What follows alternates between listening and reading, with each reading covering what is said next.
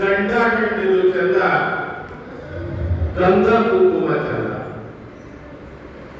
ಒಂದು ಮನೆ ಬಹಳ ಚಂದವಾಗಿರ್ಬೇಕಾದ್ರೆ ಆ ಮನೆಯನ್ನು ನಡೆಸಿಕೊಂಡು ಹೋಗ್ತಾ ಇರ್ತಕ್ಕಂಥ ಯಜಮಾನಿ ಇರ್ತಾಳಲ್ಲ, ಅವಳು ಗಂಡನ ಇಚ್ಛೆಯನ್ನು ಅರಿತು ಮಾಡುವಂತವಳು ಆಗಿರಬೇಕು. ಹಿಂದೆ ತಿರುನೀಲಕಂಠ ಸತ್ಯವತಿ ಅಂತ ಇಬ್ರು ಮಹಾ ಪುರಾತನರಿದ್ದರು. 63 ಜನ ಪುರಾತನರಲ್ಲಿ ತಿರುನೀಲಕಂಠ ಬಹಳ ಶ್ರೇಷ್ಠವಾಗಿರ್ತಕ್ಕಂಥ ಪುರಾತನ. ಚೋಳ ದೇಶದೊಳಗೆ ಪನ್ನಾಂಬರನಾಥ ಅಂತ ಒಂದು ಲಿಂಗ. ಆ ಲಿಂಗಯ್ಯನನ್ನ ಸದಾ ತ್ರಿಕಾಲದಲ್ಲಿ ಅಂದ್ರ 3 ಹೊತ್ತು ಪೂಜೆ ಮಾಡ್ತಾ ಇದ್ದ. ತ್ರಿಕಾಲದಲ್ಲಿ ಪನ್ನಾಂಬರನಾಥನ ಪೂಜೆಯನ್ನು ಮಾಡ್ತಾ ಇದ್ದ. ಸದಾ ಮಡಿಯಿಂದ ಕಾಯಕವನ್ನು ಮಾಡಿ ಬದುಕ್ತಾ ಇದ್ದ. ಸೂರ್ಯ ಉದಯವಾಗುವ ಮೊದಲು, ಸೂರ್ಯ ಉದಯವಾಗುವ ಮೊದಲು ನಸುಕಿನಲ್ಲಿ ಎದ್ದು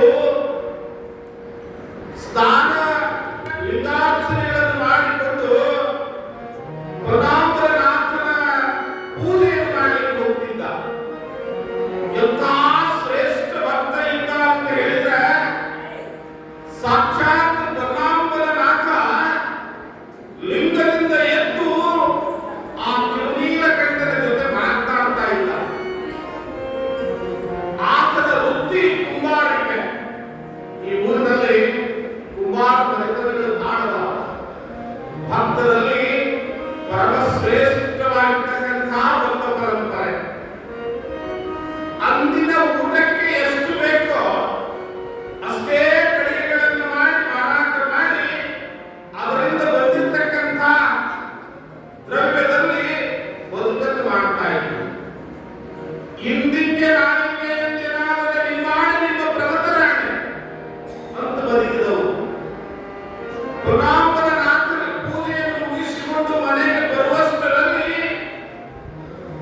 ಹೆಂಡತಿ ಸತ್ಯವತಿ ಬಿಸಿ ಬಿಸಿಯಾಗಿರ್ತಕ್ಕಂಥ ವೃಕ್ಷಗೋಷ್ಠಿಗಳನ್ನು ಮಾಡಿ ಬಾಗಿಲೊಳಗೆ ನಿಂತು ನಗನಗ್ತಾ ಗಂಡನನ್ನ ಕರೆದು ಇವರು ಕೂಡಿ ಪ್ರಸಾದ ಮಾಡ್ತಾ ಇದ್ರು. ಒಂದು ದಿವಸ ಮೋಡವಾಗಿತ್ತು. ಮೋಡವಾಗಿರ್ತಕ್ಕಂಥ ಮುಂಜಾವಿನಲ್ಲಿ ಸೂರ್ಯನ ಬೆಳಕು ಇನ್ನು ಭೂಮಿಗೆ ಬಂದಿರಲಿಲ್ಲ. ಆ ಜಿಟಿ ಮಳೆಯಲ್ಲೇ ಹೋಗಿ ತಿರುನೀಲಕಂಠ ಪನ್ನಾಂಬರನಾಥನ ಪೂಜೆಯನ್ನು ಮಾಡಿಕೊಂಡು ಮರಳಿ ಮನೆಗೆ ಬರ್ತಾ ಇದ್ದ. ಮಾರ್ಗ ಮಧ್ಯದಲ್ಲಿ ವಿಲಾಸಿನಿಯೊಬ್ಬಳ ಮನೆ, ಅಂದ್ರ ದೇವದಾಸಿಯೊಬ್ಬಳ ಮನೆ. ತನ್ನ ದೇಹವನ್ನು ಮಾರಿಕೊಂಡು ಬಿಟ್ಟ ಪುರುಷರಿಗೆ ಸುಖವನ್ನು ಕೊಟ್ಟು ಬದುಕ್ತಾ ಇರ್ತಕ್ಕಂಥ ಹೆಣ್ಣುಗಳು ಮಹಾಡಿಯೊಳಗೆ ಎಲೆ ಹಾಕೊಂಡು ನಿಂತಿದ್ರು. ತಿರುನೀಲಕಂಠರು ಕೆಳಗೆ ಹೊರಟಿದ್ರು. ಬಿಸಿಕ್ಕನ್ನು ಹೋಗಿಬಿಟ್ಟು ತಿರುನೀಲಕಂಠರ ಮಡಿಬಟ್ಟೆಯ ಮ್ಯಾಗ ಆ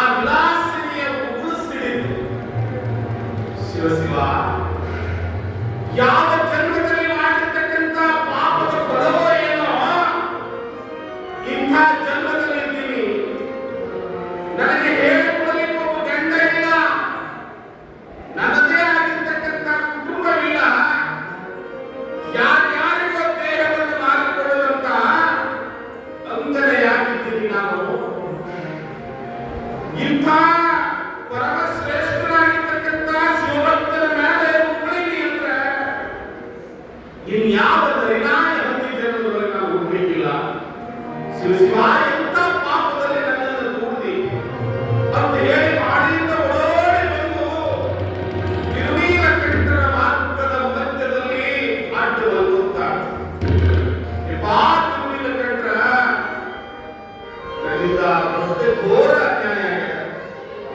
ಏನಿಲ್ಲವ ತೊಳೆದು ಹೋಗ್ತದೆ, ಯಾಕೆ ಚಿಂತೆ ಮಾಡ್ತೀನಿ?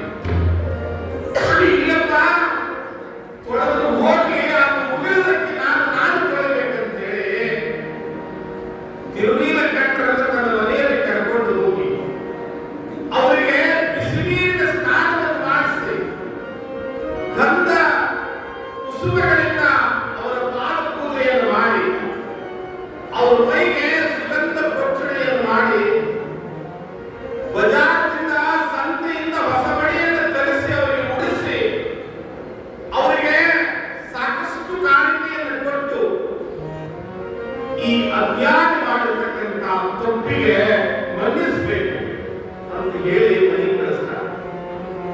ಇಂಥ ಸತ್ಯವತಿ ತಿರುವೀಲ ಕಂಠದ ಸೇವೆಗೆ ಹೋಗಿರ್ತಕ್ಕಂಥ ಗಂಡ ಇನ್ನೂ ಬರಲಿಲ್ಲಲ್ಲ ಅಂತ ಹೇಳಿ ಅಂಗಳದಲ್ಲಿ ತುಂಬ ಸೆರಗು ಬಂತು ಗಂಡನನ್ನೇ ನೋಡ್ತಿದ್ದಾಳೆ.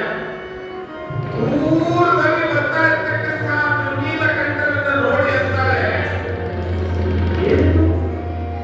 ಹೋಗುವಾಗ ಮಾಸಿದ ಬಟ್ಟೆಯನ್ನು ಹಾಕಿಕೊಂಡು ಹೋಗಿರ್ತಕ್ಕಂಥ ತಿರುವೀಲ ಕಂಠರು ಹೊಸ ಬಟ್ಟೆಯನ್ನು ಹಾಕಿಕೊಂಡು ಬರ್ತಾ ಇದ್ದಾರಲ್ಲ ಅಂತ ಬಹಳ ಕುತೂಹಲದಿಂದ ನೋಡ್ತಾ ಇದ್ರು.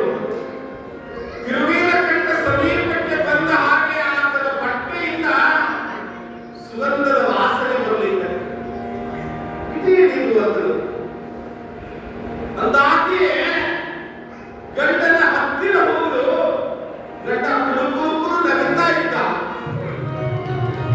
ಇವಳ ತಲೆಯಲ್ಲಿ ಸಂಶಯದ ಪಿಸಾಚು ಹೊತ್ತು ಒಂದು ಮನಿ ಹಾಳಾಗಬೇಕಾದ್ರೆ ಆ ಮನಿ ನಿಂಬೆ ಹಣ್ಣು ಇಡಬೇಕಾಗಿಲ್ಲ, ಆ ಮನೆಗೆ ಗ್ಯಾಸ್ ಒಗೆಯಬೇಕಾಗಿಲ್ಲ, ಆ ಮನೆಗೆ ಚಾಡಿ ಬೇಕಾಗಿಲ್ಲ, ಓಡಬೇಕಾಗಿಲ್ಲ. ಆ ಮನೆಯ ಹೆಂಡತಿಯ ತಲೆಯಲ್ಲಿ ಗಂಡನ ಕುರಿತೊಂದು ಸಂಶಯದ ಹುಳ ಬಿಟ್ಟು ಸಾಕು. ಆದ್ರೆ ನಮ್ಮ ಜನಪದ ತಾಯಿ ಕಂಡಲ್ಲ. ಎಲ್ಲೋ ಒಬ್ಬ ತಾಯಿ ಒಬ್ಬ ಹೆಣ್ಮಕ್ಳಿಗೆ ಬಂದು ಹೇಳಿದ್ರು, ನಿಮ್ಮ ಯಜಮಾನ ಸಿಂದ್ರಿ ಬಸ್ ಸ್ಟ್ಯಾಂಡ್ ಒಳಗೆ ಗಾಡಿ ಮ್ಯಾಗ ಹಿಂದೊಬ್ಬ ಕುಂದಿಸ್ಕೊಂಡು ಹೊರಟಿದ್ದ, ನಿನ್ನ ಬದುಕು ಹಾಳಾಗಿ ಹೋಗ್ತು ಅಂತ ಹೇಳಿದಾಗ ಚಲೋ ಸಾಲಿ ಕಲ್ತಿದ್ರು ತಂಗಿಗೆ ವಿಚಾರ ಮಾಡಿದ್ರು. ನನ್ನ ಯಜಮಾನನ ಬಗ್ಗೆ ನನಗೆ ನಂಬಿಕೆ ಅದ, ಯಾವತ್ತರ ಬಂದು ಕೂತು ಕೂಲಿ ಹೇಳ, ಮುಡಿದಾಗ ಮುಡಿ ಹೇಳ, ಅವಳಂತ ಹೇಳಿ ನಾವಳಿಗೂ ಬಿಟ್ಟ ಮಲ್ಲಿಗೆ ಅಂತಂದ್ರೆ, ಮುಡಿದಾಗ ಮುಡಿ ಹೇಳ, ಅವಳಂತ ಹೇಳಿ ನಾವಳಿಗೂ ಬಿಟ್ಟ ಮಲ್ಲಿಗೆ ಅಂತ ಹೇಳಿದಾಗ ಚಾಡಿ ಒಂದಕ್ಕೆ ನಾಯಿ ಹೋಗ್ತದಲ್ಲ, ಇಲ್ಲೇ ಏನಾಗಿ ಇಟ್ಕೊಂಡ ಹಂಗ ಹೋದಂತೆ. ವಾ ಮನಿ ಒಡಿವಂತ ಮಂದಿ ಬಹಳ ಬಂದಿದಾರ, ಅದು ಮನಿ ಕಟ್ಟುವಂತ ಜನ ಬಹಳ ಕಡಿಮೆ. ಅವಾಗೆಲ್ಲ ಇದೇ ಹೆಂಗ ನ್ಯಾಯ ಮಾಡ್ತಿದ್ರು ಅಂದ್ರೆ, ಈ ಜನ ನಮ್ಮ ಮನೆಗೆ ಆಗ್ಯದ, ಈ ಮನಿ ಅಂದ್ರೆ ನಮ್ಮದ ಮನಿ, ಈ ಮನಿ ನ್ಯಾಯ ಮಾಡಬೇಕು ಅಂತ ನ್ಯಾಯ ಮಾಡ್ತಿದ್ರು. ಈಗ ಹಂಗಲ್ಲ, ಹೈವೇದಾಗ ದಾಬಾ ಅದಾವು, ಯಾರು ದಾಬಾ ಕಟ್ಕೊಂಡು ಹೋಗ್ತಾರ ಅವ್ರ ಪರವಾಗಿ ನ್ಯಾಯ ಮಾಡುವಂತ ಮುಂದೆ ಬರ್ಬೇಕಾಗಿತ್ತು. ಅಂತವರ ಕಾಲದಲ್ಲಿ ನಾವಿದ್ದೇವೆ. ತಿರುವೀಲ ಕಂಠರನ್ನು ನೋಡಿರ್ತಕ್ಕಂಥ ಸತ್ಯವತಿ ಎಂದು ಎಲ್ಲಿ ಹೋಗಿದ್ದೀ ಎಂದು ತಿರುವೀಲ ಕಂಠ ಹೇಳಿದ್ರು. ದೇವಾಲಯದಿಂದ ಬರುವಾಗ ಆ ಅಂಗನೆ ವಿಲಾಸಿನಿ ನಾನು ಉಗುಳಿದ್ರು, ಮನ್ಯಾಗ ಕರ್ಕೊಂಡು ಹೋದ್ರು, ದೂರ ನಿಂತು ಏನೋ ನೆವ ಹೇಳಿ ನಿನ್ನ ಯಾವ ಸುಖವನ್ನು ನಾನು ಕಡಿಮೆ ಮಾಡಿದ್ದೆ. ನನ್ನಂತ ಹೆಂಡತಿ ಇರುವ ಸಮಯದಲ್ಲಿಯೂ ಕೂಡ ಸೂಳೆಯ ಮನೆಗೆ ಹೋಗಿದ್ದೀಯ ಮ್ಯಾಲೆ ನನ್ನನ್ನು ಮುಟ್ಟಿದರೆ ಶಿವನಾಣೆಯಾದಿ. ಶಿವ ಶಿವ, ಏನು ಸತ್ಯವತಿ ನೀನಿಡುವ ಆಣೆ ಯಾವುದು? ಶಿವನ ಆಣೆ. ಅಯ್ಯೋ ಶಿವ ಶಿವ, ಇನ್ನು ಮೇಲೆ ನೀ ಮುಟ್ಟಿದ ವಸ್ತುವನ್ನು ನಾನು ಮುಟ್ಟುವುದಿಲ್ಲ, ನಾನು ಮುಟ್ಟಿದ ವಸ್ತುವನ್ನ ನೀನು ಮುಟ್ಟಬೇಕಾಗಿಲ್ಲ. ಯಾಕಂದ್ರೆ ನೀನಿಟ್ಟ ಆಣೆ ಸಣ್ಣದಲ್ಲ, ಸಾಕ್ಷಾತ್ ಪರಮಾತ್ಮನ ಮೇಲೆ ಆಗಿದ್ದೇನೆ. ಪರಮಾತ್ಮನಾದ ಇವಳನ್ನು ನನ್ನನ್ನು ನೀನೇ ಕಾಯಬೇಕು ಅಂತ ಹೊತ್ತು ಗಂಡ ಹೆಂಡರ ಜಗಳ ಉಂಡ ಮನಗುವ ತನಕ ಹೊಟ್ಟೆ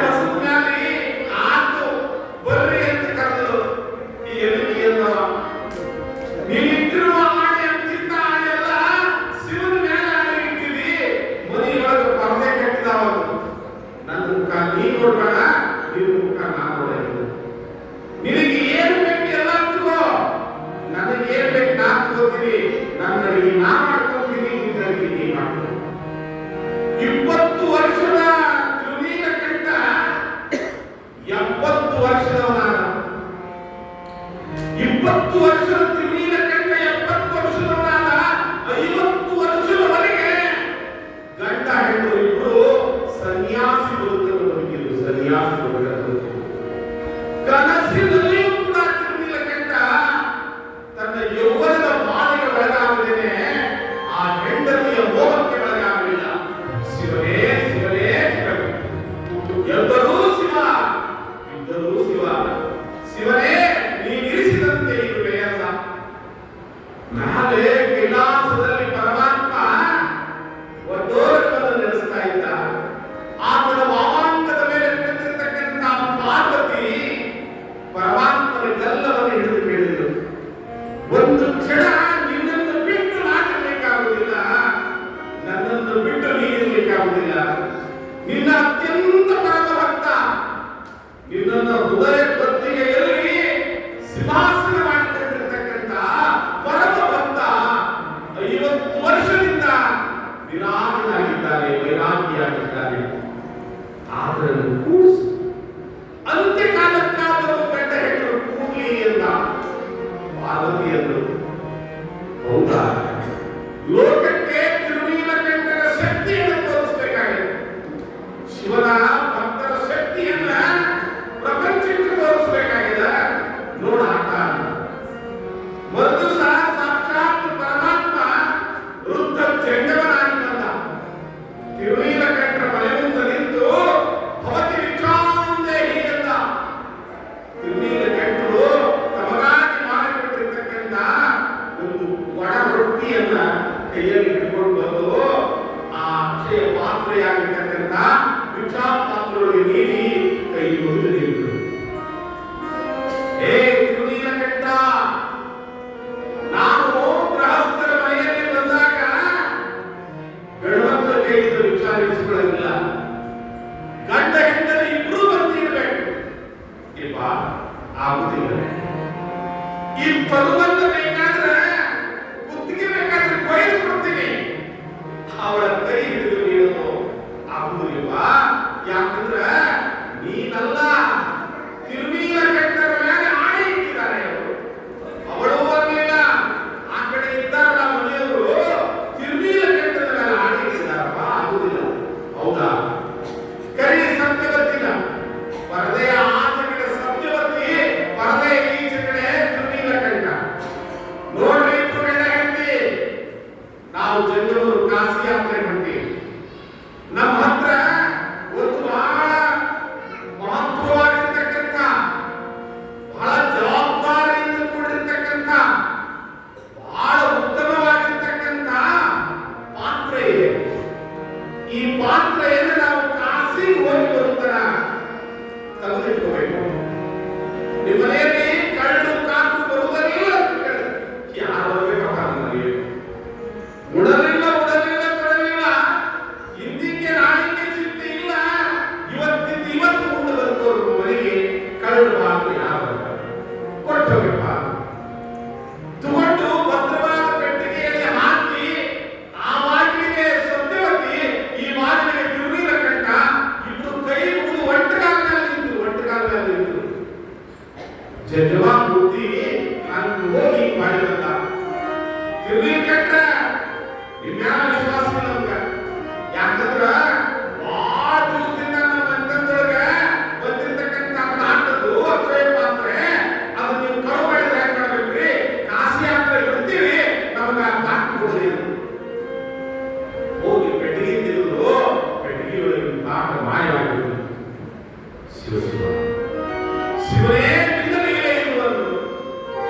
ಆ ಹೇಳಿದ್ದೆಲ್ಲ ನಾನು ಒಂದೋ ತಾಸಿನಾಗ ಕಳ್ಳ ಗಂಡ ಹೆಂಡ್ರು ನಿಮ್ಮಂತ ಕಳ್ಳನ್ನ 3 ಲೋಕದೊಳಗೆ ನೋಡಿಲ್ಲ ನಾನು. ಒಬ್ಬ ಜಂಗಮದ ಪಾತ್ರೆಯನ್ನು ಕಳು ಮಾಡಿದಂದ್ರೆ ನಿಮ್ಮ ಮಹಾಪಾಪಿಗಳು. ಕೂಡಿಸ್ರಿ ಮಂದಿನ ಅಂದ್ರು. ಊರನ್ನ ದೈನೆಲ್ಲ ಕೂತು, ಹೇ ಸ್ವಾಮಿ ಬೇಗ ಜಗಮಾಮೂರ್ತಿ ಅವರಂತವ್ರಲ್ಲ, ಅವರಂತವ್ರಲ್ಲ. ಹೆಂಗ್ ಗೊತ್ತಾಗಬೇಕು? ತಿರುನೀಲಕಂಠರ ದೇವಸ್ಥಾನದ ಎದುರಿಗೆ ಇರ್ತಕ್ಕಂಥ ಕಲ್ಯಾಣಿಯಲ್ಲಿ ಬಾವಿ, ಮಠಗಳಲ್ಲಿ ಒಂದು ಬಾವಿ ಇರುತ್ತದೆ. ಆ ತಿರುನೀಲಕಂಠರ ನಡೆದುಕೊಳ್ತಾ ಇರ್ತಕ್ಕಂಥ ಪೊನ್ನಾಂಬಲನಾಥನ ದೇವಸ್ಥಾನದ ಎದುರಿಗಿರ್ತಕ್ಕಂಥ ಆ ಕಲ್ಯಾಣಿಯಲ್ಲಿ ಮುಳುಗೆದ್ದು ಆಣೆ ಮಾಡಬೇಕು. ಯಾಕೆ ಬರ್ಬೇಕಾದ್ರೆ ಇಬ್ರು ಗಂಡ ಹೆಂಡತಿ ಬಂದ್ರು. ಆ ಕಡೆ ಹೆಂಡತಿ ನಿಂತಿದ್ದಾಳೆ, ಈ ಕಡೆ ಗಂಡ ನಿಂತಿದ್ದಾನೆ. ತಿರುನೀಲಕಂಠರು ಒಳಗಡೆ, ಸತ್ಯವತಿ ಎಡಗಡೆ. ಇಬ್ರು ಮುಳುಗಿ ಆಣೆ ಮಾಡುವಾಗ ಜಂಗಮಾರ್ಗ ಹಿಂಗ ಆಣೆ ಮಾಡಿದ್ರ ಆಣಿ ಅದು ಸತ್ಯ ಉಳಿಯಿಲ್ಲ, ಕೈ ಕೈ ಹಿಡ್ಕೊಂಡು ಹೋಗ್ಬೇಕು. ನಿನ್ನಾಟ ಬಲ್ಲವರಾಗುತ್ತದೆ. ಇಲ್ಲ ಬೇಕಿದ್ರೆ ಈ ದೇಹವನ್ನು ತುಂಡು ತುಂಡು ತುಂಡು ಮಾಡಿ ಹಕ್ಕಿ ಕಾಲಿಗಳಿಗೆ ಹಾಕು, ಆಗ ಶಿವರಾಣಿ ಇರ್ತಕ್ಕಂಥ ಅವರ ಕೈಯನ್ನು ಹುಡುಕೋದಿಲ್ಲ. ಹಾಗೆ ಜಗಮಾಮೂರ್ತಿಯಾದ ಪರಮಾತ್ಮ ನಾವು ಸೋಲು ಮಾಡುವುದು ಎಂದು ಮಾಡುವುದು. ಏನ್ ಮಾಡ್ಬೇಕಂತ ತನ್ನ ಕೈಯಲ್ಲಿರ್ತಕ್ಕಂಥ ದಂಡವನ್ನ ಕೊಡ್ತೀವಿ, ಆ ಕಡೆ ಒಬ್ರು ಈ ಕಡೆ ಒಬ್ರು ಹಿಡಿದುಕೊಳ್ಳುದಂದ್ರೆ ತಿರುನೀಲಕಂಠ ಹೇಳ ಆ ಪುನ್ನಾಂಬಲನಾಥನ ಕಲ್ಯಾಣಿ ಒಳಗೆ ಎತ್ತಿ ಆಣಿ ಮಾಡಿಕೊಡುವುದು.